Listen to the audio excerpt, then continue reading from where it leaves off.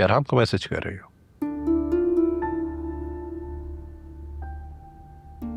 मेरा अब इससे कोई कंसर्न नहीं।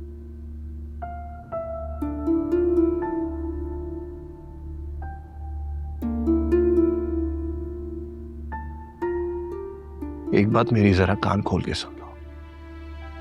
झूठी और मक्कार औरतों से सख्त नफरत है मुझे। अगर तुम्हारा उससे कोई कंसर्न नहीं है तो तुम उसके पास क्यों गई थी?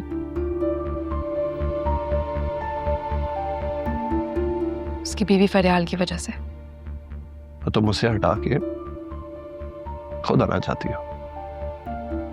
जो भी है, अगर तुम्हारा मुझे डिच करने का प्लान है ना, तो उठो अभी इसी वक्त यहां से चली जाओ।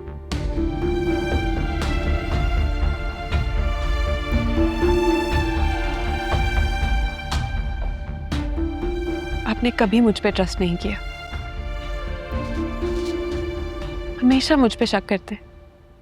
आपको कैसे यकीन दिलाऊं कि मेरा शहराम से कोई कंसर्न नहीं है? जीनिया, फिर उसने तुम्हें थप्पड़ क्यों लगाए? तुम्हें अंदाजा है कि कितनी इंसल्ट हुई है मेरी?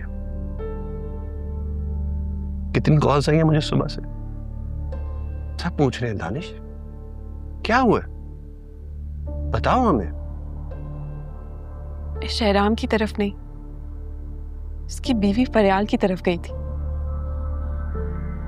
मेरे और उसके बचपन से कॉन्फ्लिक्ट्स हैं और हमेशा रहेंगे।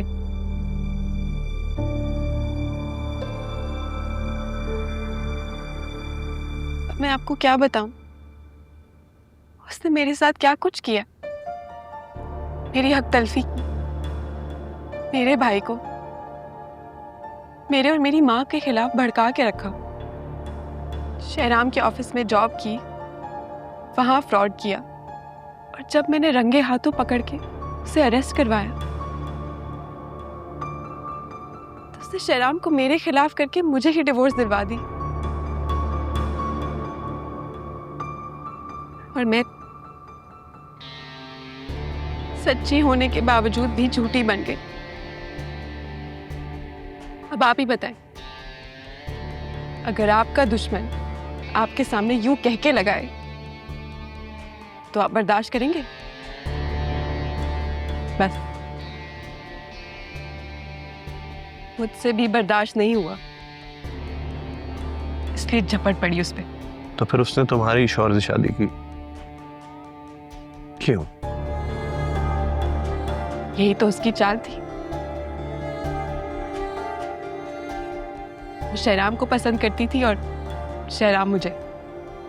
उससे बर्दाश्त नहीं हुआ, इसलिए मुझे डिवोर्स दिलवा के फौरन शादी कर ली। यही नहीं, शहराम के साथ साथ शहराम के घर वालों को भी मेरे खिलाफ कर दिया। पता नहीं मेरी ये किस्मत इतनी बुरी क्यों है। सब मुझे ही बुरा बोलते हैं, मुझ पे ही शक करते हैं।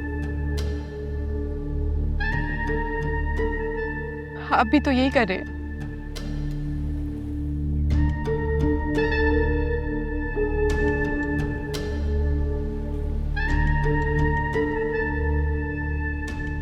अच्छा, रिलैक्स। ओके, मैं चेंज करके आता हूँ, फिर खाना खाते हैं।